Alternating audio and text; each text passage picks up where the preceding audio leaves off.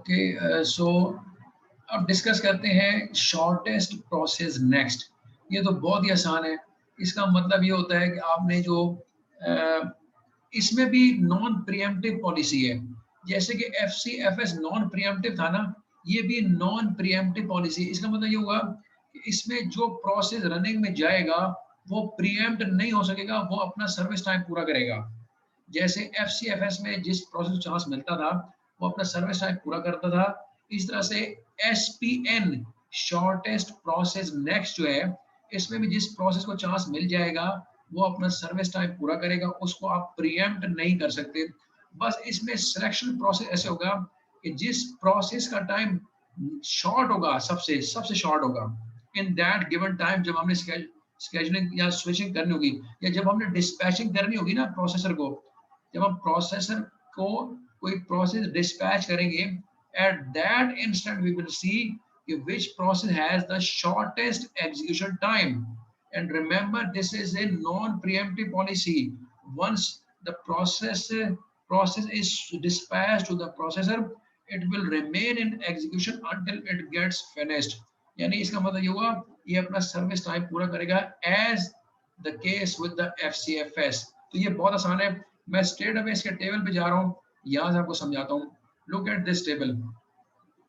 आप इस टेबल को देखें तो इसमें क्या है, अगेन आपको वही दिए हुए प्रोसेसेस दिए हुए, उनका अराइवल टाइम दिया हुआ है और उनका सर्विस टाइम दिया हुआ है। तो अगर आप इसको गौर से देखें तो ये है शॉर्टेस्ट प्रोसेस नेक्स्ट, लेकिन उसकी शर्त ये है कि ये देखें स्केजुलिंग तब अप्लाई होती है जब आपके पास मल्टीपल प्रोसेसेस हों एट दैट टाइम इंस्टेंट। लेकिन अगर आपके पास उस टाइम इंस्टेंट में मल्टीपल प्रोसेसेस होंगे ही नहीं या नहीं है, तो फिर स्केजुलिंग का तो जवाब ही नहीं बनता है। इसलिए आप देखें, मैं ये इसलिए कह रहा हूँ कि ये इनिशियली जीरो टाइम इंस्टेंट में जब ए अराइव हुआ, तो उस टाइम इंस्टेंट के ऊपर ए के अलावा कोई और अराइव नहीं हुआ। ये 2 पर आ रहा है, मिनिमम 2 पर ये आ रहा है, ये 4 पे आया, 6 पे आया, तो ये बाद में सिस्टम में आ रहे हैं। तो ये देखिए यानी 2 सेकंड इस टाइम तक हमारे पास क्यू में सिर्फ एक ही प्रोसेस है ए, तो हम ए को डेफिनेटली पहले कंसिडर करेंगे। ए सबसे पहले आया, तो इसका फिनिश टाइम क्या होगा, डेफिनेटली 3 होगा ना। ये स्टार्ट करेगा 0 के ऊपर, इसका स्टार्ट टाइम 0, जैसे आया वैसे ही right away it will be dispatch to the processor, और जैसे ही प्रोसेसर को डिस्पैच होगा it will take this service time which is 3, तो इसका फिनिश टाइम भी 3 ही होगा। अच्छा, अब क्वेश्चन ये 3 पे आया है, हमारे पास जो पॉलिसी है वो है शॉर्टेस्ट प्रोसेस नेक्स्ट। 3 पे हम देखेंगे कि 3 पे अब हमारे पास कौन अवेलेबल है 3 टाइम इंस्टेंट के ऊपर। तो 3 के ऊपर आप देखें तो इसका मतलब बी जो था वो 2 पे आ गया था, ठीक है, 2 इंस्टेंट पे बी आ गया था, लेकिन सी 4 पर आएगा, तो इसका मतलब जब ये फिनिश हुआ तब बी अराइव हो चुका था सिस्टम में। तो अब डेफिनेटली किसको चांस मिलेगा, बी को चांस मिलेगा। अब बी को चांस मिला एट 3, आया तो ये 2 पे था, लेकिन चूंकि प्रीवियस का फिनिश 3 है तो उसको 3 पे चांस मिलेगा, और इसका सर्विस टाइम है चूंकि 6, तो it will take this much service time starting from this, तो 3 + 6 = 9, तो ये 9 पे फिनिश होगा। अब यहाँ पे चीज होगी इंटरेस्टिंग, जब ये फिनिश हुआ था उस दौरान सी भी आ गया था, डी भी आ गया था और ई भी आ गया था। अब ये क्या, isn't it इंटरेस्टिंग, क्योंकि जितना सर्विस टाइम इसका था जब ये फिनिश हुआ उस टाइम ड्यूरेशन में सी भी आ गया सिस्टम में क्योंकि उसका अराइवल टाइम 4 था, उस टाइम पे डी भी आ गया क्योंकि उसका अराइवल टाइम 6 था, और उस टाइम पे ई भी आ गया क्योंकि उसका अराइवल टाइम 8 था। अब यहाँ होगी स्केजुलिंग। अब हमारे पास देखें ना, इस टाइम इंस्टेंट पे ए और बी तो हो चुके हैं फिनिश, अब हमारे पास क्यू में कौन है, C D and E. Now which one will we choose next, ठीक है, किसको चूज करेंगे बताएं जरा आप। मैं आप पे छोड़ता हूँ, ये है शॉर्टेस्ट प्रोसेस नेक्स्ट। तो अब आप देखें जब 9 पर हमारे पास फिनिश हुआ, अब हम किसको चूज करेंगे, सी डी और ई में से। जी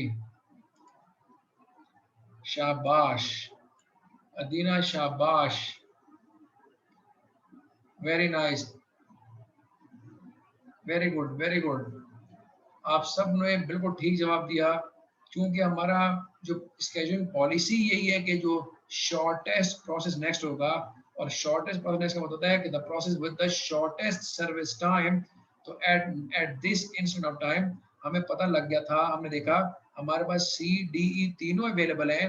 now we will focus on their service time and we will find that E has the shortest service time among these three processes.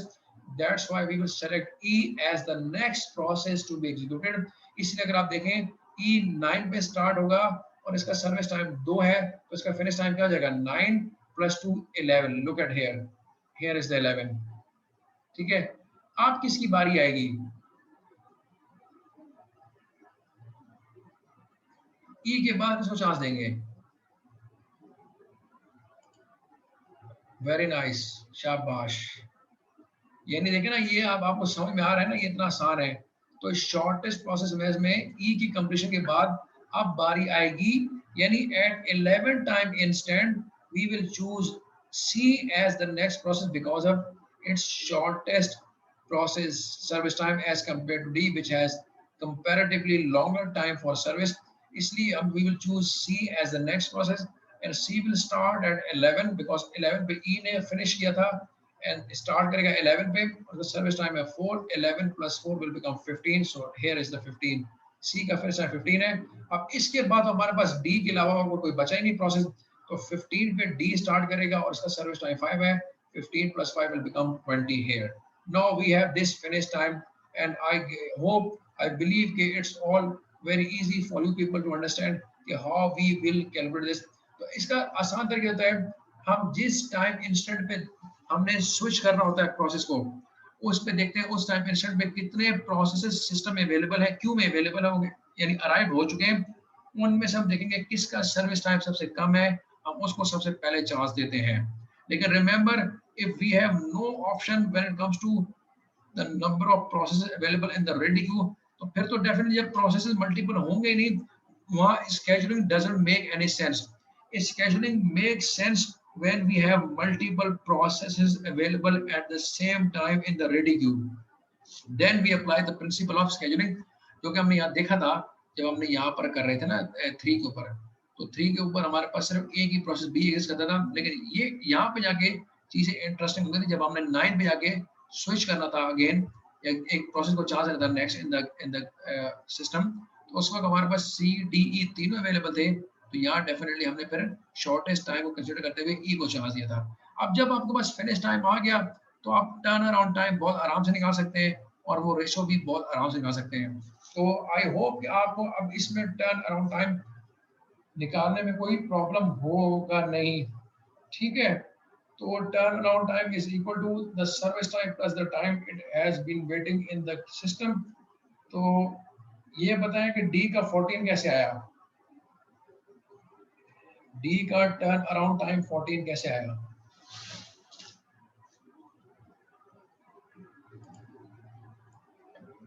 Okay, नहीं, डी का 14 कैसे आया ये बताएं. ठीक है, क्लियर है आपको, वेरी नाइस. लेकिन डी का 14 टर्न अराउंड टाइम कैसे आया?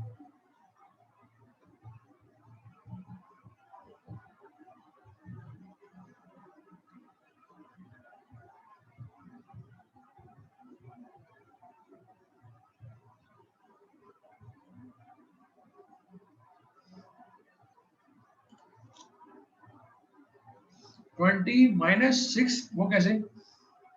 20 था फिनिश टाइम और अराइवल टाइम था इसका 6.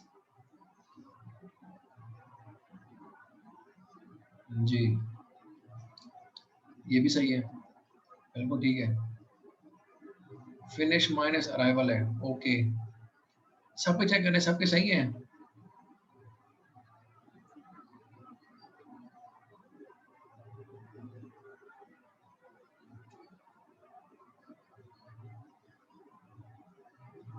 ठीक है, ठीक है, चले. यस ऑफ कोर्स, ये सबके ठीक ही आ रहे हैं. जी जी जी जी जी, ओके ओके. अच्छा, वैसे करते हैं कि बस यहाँ पे इसको मैं रोक रहा हूँ आज, ठीक है, इसको हम यहाँ फिनिश करते हैं. तो अब आज हमने 2 टेक्निक्स FCFS और शॉर्टेस्ट प्रोसेस नेक्स्ट कर ली है. अब इंशाल्लाह नेक्स्ट क्लास में हम कोशिश करेंगे कि 2-3 मजीद करके इसको कर लें. ये ज़्यादा ये है नहीं, आई गेस. ये एक तो शॉर्टेस्ट प्रोसेस टाइम हमने कर लिया. अब एक और इंटरेस्टिंग है शॉर्टेस्ट रिमेनिंग टाइम ये भी इसकी मैं कराऊंगा, और फिर हमारे पास हाईएस्ट रिस्पांस टाइम, ज़्यादा है नहीं, बस ये थोड़ी सी है।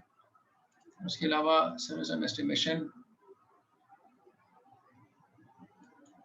मल्टी लेवल फीडबैक, ये तो कुछ और चीज़ है। ठीक है, ठीक है, ओके। एनीवेज, तो हमारे पास ये टेक्निक है, एफसीएफएस राउंड रॉबिन है, ESPN shortest process, shortest remaining time, और एचआरआरएन, ये 1 2 3 4 5 6 टेक्निक्स हैं। तो चलें अब बाकी फिर आगे इसको इंशाल्लाह कंटिन्यू करेंगे।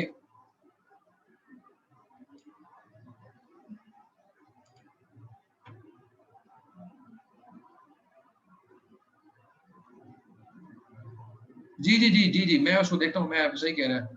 जी वकास, आप क्या कह रहे हैं? एक मिनट वकास, जी मैं उसको देखूंगा, बिल्कुल बिल्कुल ऐसा ही है। एक मिनट वकास की सुन ले, वकास एक मिनट।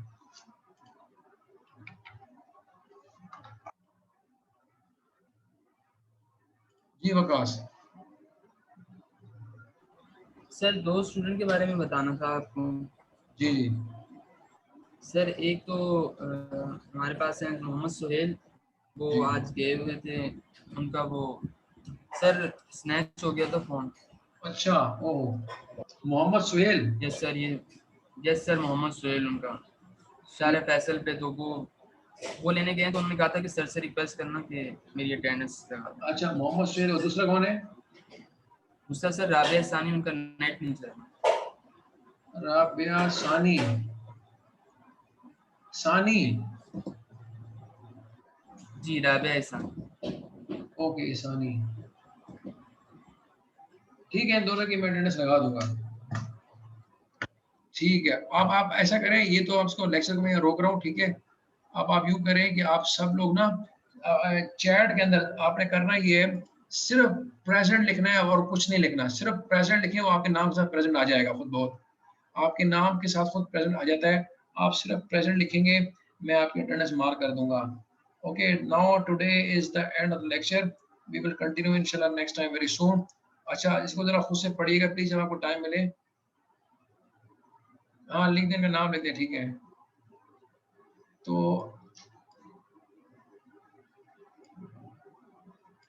आप लोग अपनी प्रेजेंट से लिख दें, मैं आपका अटेंडेंस लगा दूंगा।